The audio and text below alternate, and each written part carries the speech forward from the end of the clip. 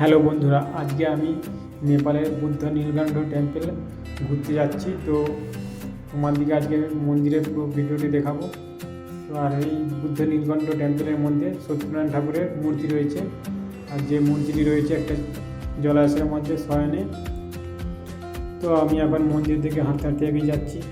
আর আজকে যেহেতু নেপালের ছুটির দিন শনিবার, তো আজকে ঘুরতে বেরিয়ে পড়লাম মন্দিরে ঘুরতে। বিশেষ করে অনেকদিন মন্দিরে আসা হয়নি, তাই ভাবলাম মন্দিরে যাই, ঠাকুর দর্শন করে আসি। সত্যনারায়ণ ঠাকুর রয়েছে, তো চলো। তো দেখতে পাচ্ছি এখানে দোকানদারি কত কিছু সাজানো আছে। তো বন্ধুরা দেখতে পাচ্ছ এই মন্দির যাওয়ার আগে এই দোকানগুলি রয়েছে।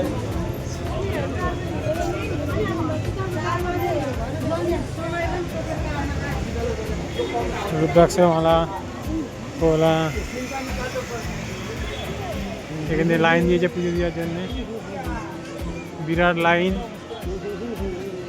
মন্দিরে ঢোকার জন্য লাইন, পুজো দেওয়ার জন্য লাইন, বিরাট লাইন হয়েছে। আর আজকের দিনটা হচ্ছে শনিবার, তো নেপালে শনিবার দিন ছুটি থাকে। তো বিশেষত এই কারণে প্রচুর এই দিনটাই ভিড় হয়।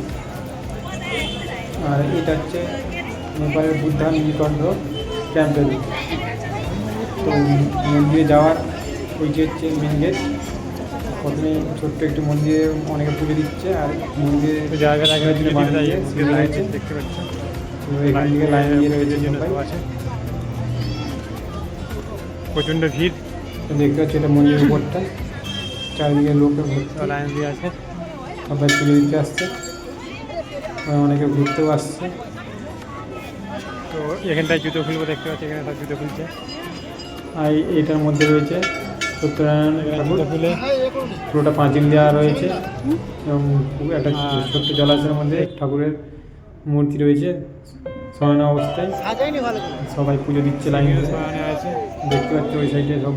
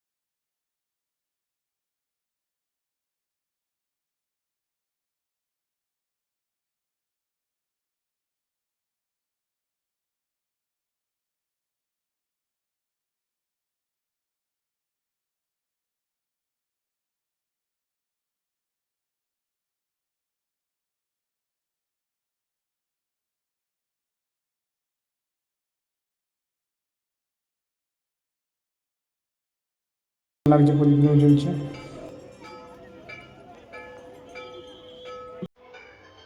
আর এই সাইডে সবাই বাবাকে প্রণাম করছে। আর এখানে রয়েছে একটা বড় ঘন্টা, সবাইকে এই ঘন্টা বাজাচ্ছে আর পুজো দিচ্ছে। আর এখানেও দেখতে পাচ্ছি একটা বড় ঘন্টা রয়েছে, এখানে ঘন্টা বাজাচ্ছে অনেকেই, দেখতেই পাচ্ছ।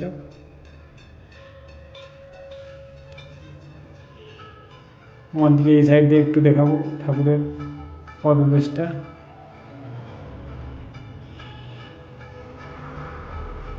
এখান থেকে অনেক দাঁড়িয়ে দেখছে ঠাকুরকে যে পুজো যারা দিতে আসছে।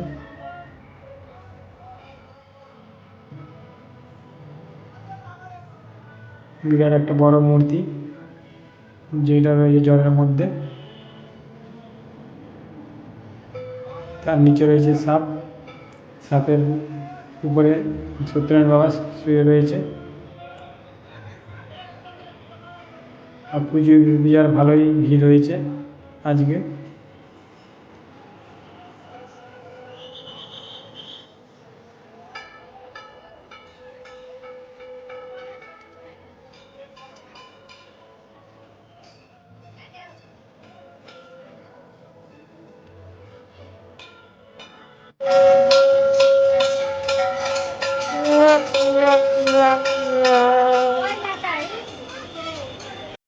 দেখতে পাচ্ছি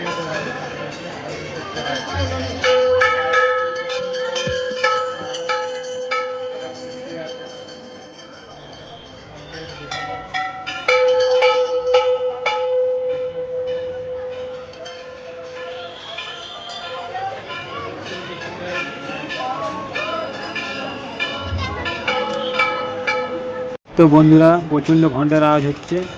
আর এখানে দেখতে পাচ্ছ দানপেটি পুরো ভরপুর হয়ে ভরে গেছে। এখানে সাইনবোর্ড রয়েছে। আর এই মন্দিরের যে রেলিং রয়েছে এই চারপাশে জুতো করে উঠা যাবে না, খালি পায়ে উঠতে হবে, সেটা এই মন্দিরে লেখা রয়েছে।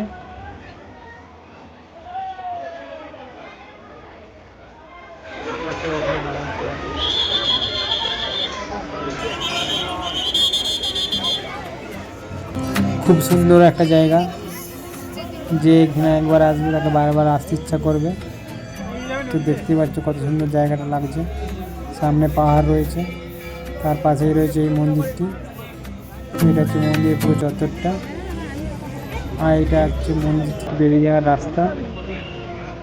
এই বাঁ সাইড দিয়ে আমরা বেরিয়ে যাব। এখানে দেখতে পাচ্ছি অনেকেই পণ্ডিতরা বসে আছে। আর এখানে দেখতে সব ফটোশ্যুট করছে, অনেকে বসে আছে। তো বন্ধুরা, যারা নেপালে ঘুরতে আসবে তারা একবার হলেও এখানে এসে দর্শন করে যাবে। খুব সুন্দর জায়গা। তো দেখতে পাচ্ছি এটা মন্দিরের চারিপাশে চত্বরটা। আর এখানে প্রত্যেকটা জায়গায় ঘন্টা লাগানো হয়েছে। আর এই যে যেগুলো দেখতে পাচ্ছ এইগুলি সব প্রদীপ জ্বালানোর জন্য রয়েছে। সবাই তুলে দিচ্ছে।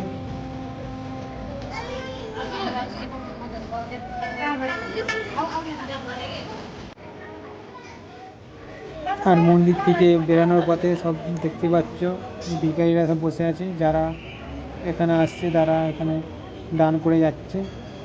কেউ চাল দিচ্ছে, কেউ টাকা দিচ্ছে, নানা রকম যে যেমন পারছে দিচ্ছে। আর এই দাদারা দিচ্ছে, দেখতে পাচ্ছি নেপালি টাকা দিচ্ছে। সব লাইন ধরে রয়েছে বসে। আর এই রকম দৃশ্য আমি সাউথের মুভিতে দেখেছিলাম, তো আজকে আমি প্রথম দেখলাম।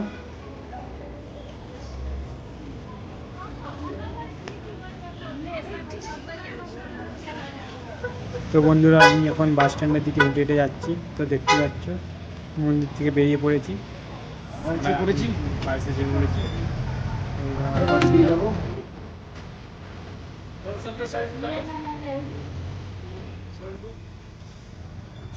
বন্ধুরা, বাসে এখন সিট অনেক খালি রয়েছে। তো বাস ভর্তি হলে তবে বাস ছাড়বে। তো দেখতেই পাচ্ছ পুরো সিট খালি।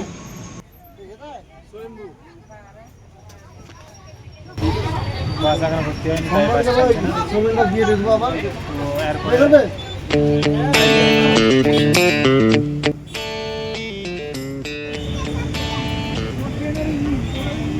আমরা এখন বাস থেকে নিয়ে পড়লাম। বাস থেকে নেমে এবারে বাড়ির দিকে যাচ্ছি। তো এখন আমি এখন এয়ারপোর্টের কাছে চলে আসছি। এটা হচ্ছে তিরুভুবনম এয়ারপোর্ট। দেখতে পাচ্ছি এয়ারপোর্টটা কত বড়।